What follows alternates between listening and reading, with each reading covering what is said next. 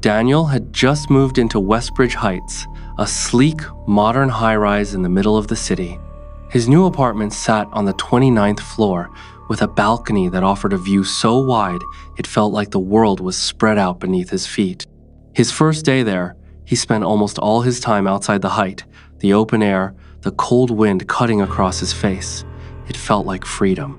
By night, he passed out the moment he touched the bed and woke up just after midnight. A sound was coming from above him, a heavy scraping, like furniture being dragged. Slow, deliberate.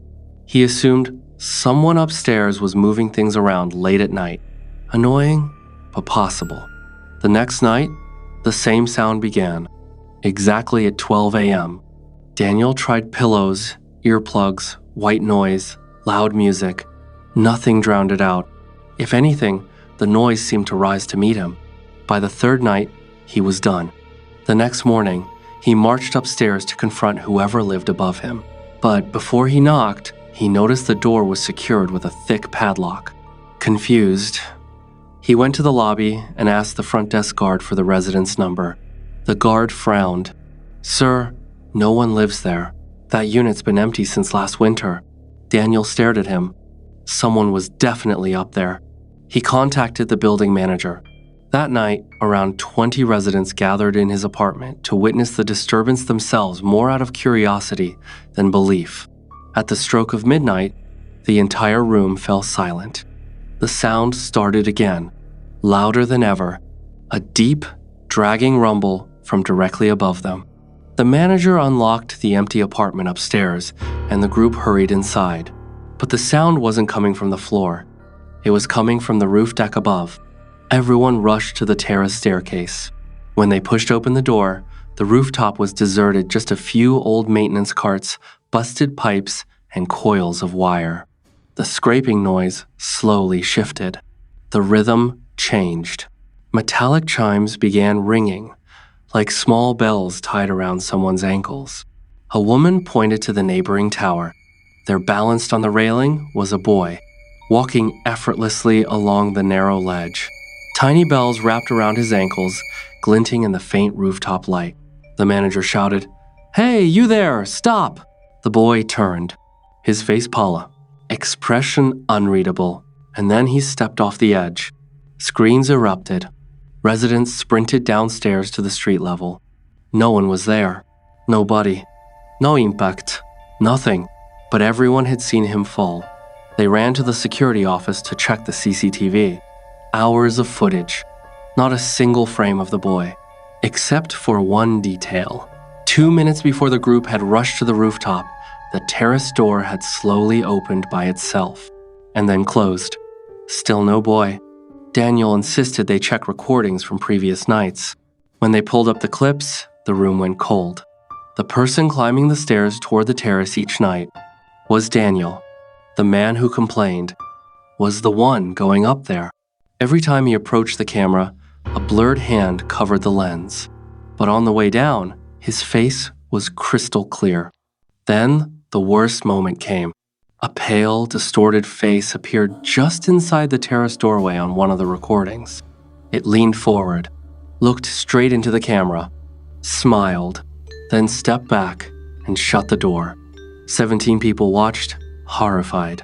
Daniel just looked confused. Like it bothered him, but it didn't surprise him. That night, terrified of what he might do while sleepwalking, he tied a rope around his ankles before going to bed. He fell asleep fast. Hours later, he felt a cold wind on his face, arms, legs. He reached for his blanket and grasped nothing but air. His eyes snapped open. He was standing on the window ledge, 29 floors above the city. He slipped backward, crashing into his room. Heart pounding, he checked his feet. No rope. He looked at the bed and froze. Something was lying on it. A small, frail figura, still, facing the ceiling. Daniel bolted. He sprinted into the hallway and stabbed the elevator button until the doors opened. The lift descended. It stopped abruptly on the second floor. As the doors parted, Daniel's breath caught. The same figure from his bed was now slowly walking toward the elevator. He hit the close button again and again. The doors shut. The lift dropped to the 27th floor. The figure was closer. He slammed the button, panicked. The next stop, the 26th floor, looked empty. But inside the lift, the automated voice repeated, "Please step away from the doors. Please step away." The keep door open button lit up on its own, as if someone invisible was standing there pressing it. Daniel fought it, punching the close button repeatedly until the doors gave in. A heavy, violent thud slammed against the outside of the elevator. The entire cabin shuddered. When he finally reached the lobby, Daniel ran towards security, shaking. But the guards looked horrified before he even spoke.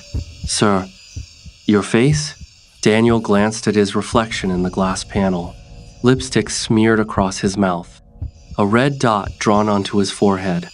He demanded the CCTV footage. There he was moments earlier, inside the elevator. Alone, calm, applying the makeup to himself. Tenants gathered as whispers filled the lobby. Some said he was unstable. Some insisted he needed immediate psychiatric help. Daniel shoved past them and locked himself inside his apartment. And then memories began to unearth themselves. His old home, his wife, his child, Evan. Evan wasn't like most boys. He was gentle, graceful, soft-spoken. He loved dresses, jewelry, and dance. Danielle never accepted him. He cared too much about what the neighbors whispered, what colleagues might say, what strangers might assume. One night, after a brutal argument, Evan attempted to hang himself, dressed in a flowing gown, wearing jewelry, tiny ankle bells strapped to his feet. His mother caught him in time. And Daniel? He sat in the corner with a drink, watching everything unfold. Later that night, when the house was quiet, Daniel smothered Evan with a pillow. His wife saw. Daniel tried to explain, crying, I didn't want people to laugh at me, to laugh at him. I never had a son." His wife's scream cut through the night. She had set herself on fire. After that, Daniel ran. He changed cities, moved into this new high-rise, trying to bury what he'd done. Now, as the residents tried to break his apartment door down, Daniel heard the sound again. Soft bells, clapping, something cold wrapped around his wrist. The room spun. He opened his eyes. He was back on the window ledge. Behind him, footsteps approached. Light, rapid, playful. Gloves echoed. Ankle bells jingled. Daniel turned. Evan was running toward him, grinning, arms wide open. He leapt. The city heard the impact before anyone saw the body. Thanks for listening till the end, and if you dare, subscribe for more tales from the dark.